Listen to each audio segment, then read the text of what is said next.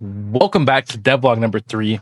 This one is probably the biggest technical update so far because Celestara now has real online multiplayer working through the Epic online services. That means players can log in with Epic, stay logged in between sessions, and see friends online, host and join lobbies, invite each other through the Epic overlay, and actually travel together from Champion Select into the match.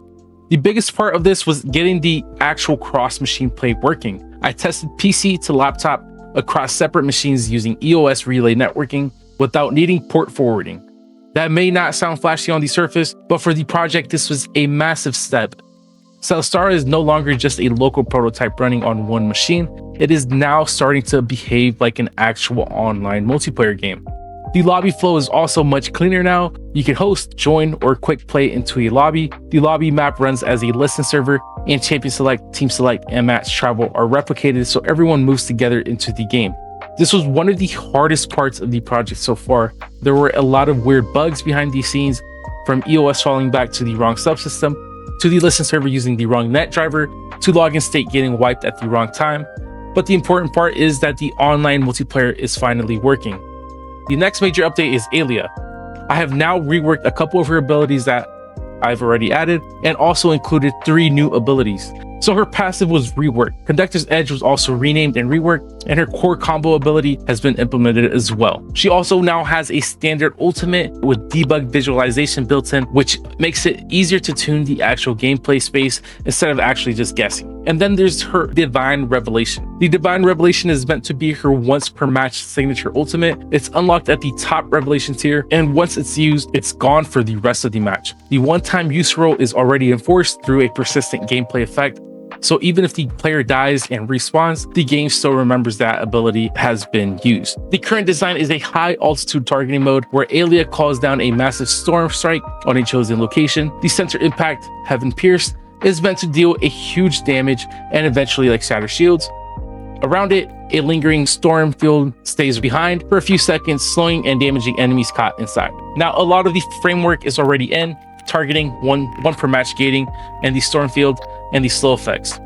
A few of the flashier pieces like the shield shatter, true damage, and reveal through fog are still placeholders because they depend on systems that are still being built. But the skeleton of it is still there, and as those systems land, this ability will keep getting closer to the final product.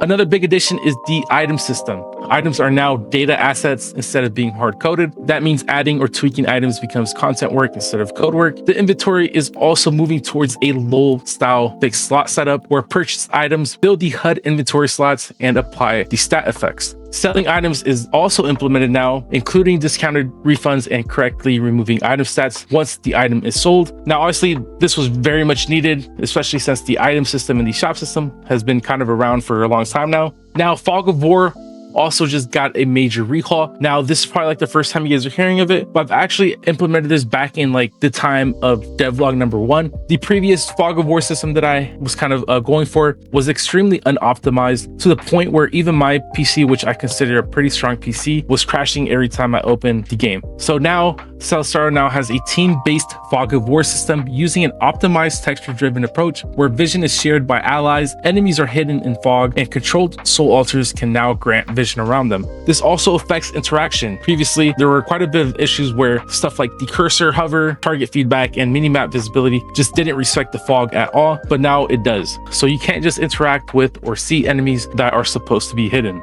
The minimap has also become a real gameplay tool instead of just a UI placeholder. It uses the same world bounds as the fog system so that there's one source of truth for the map position. Player and objective icons update live. They're colored by ally, enemy, and self, and they stay clamped inside the minimap frame. The minimap also supports right-click movement and the click to ping. On the combat side, I added League Styles attack move, but if you A-click near any enemy, your character attacks the nearest valid target in range. If there's nothing to hit, then it falls back to the normal movement. There were also a bunch of smaller additions like the base recall, team teleporters, and the first look at the Celestara map blockout, proper team rules, ability slot adjustments, debug attribute displays, and a lot of UI cleanup. I'm not going to walk through every single detail, but there was also a lot of bug fixes here and there. I'll probably place them on screen, some of the more notable ones.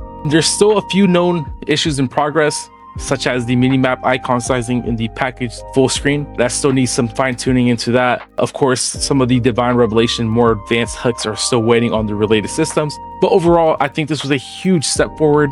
Celestara now has a working online multiplayer.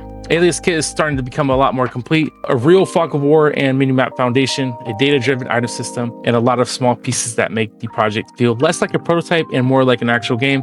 Next time, I will be focusing on polishing these systems, improving the match flow, of course, continuing on Aelia's abilities, hopefully have her entire kit finished by then. Also start on some of the easier VFX for Aelia, and of course, pushing the project closer to a real playable test. So yeah, that's it for devlog number 3. Thanks for watching, and I'll see you in the next one.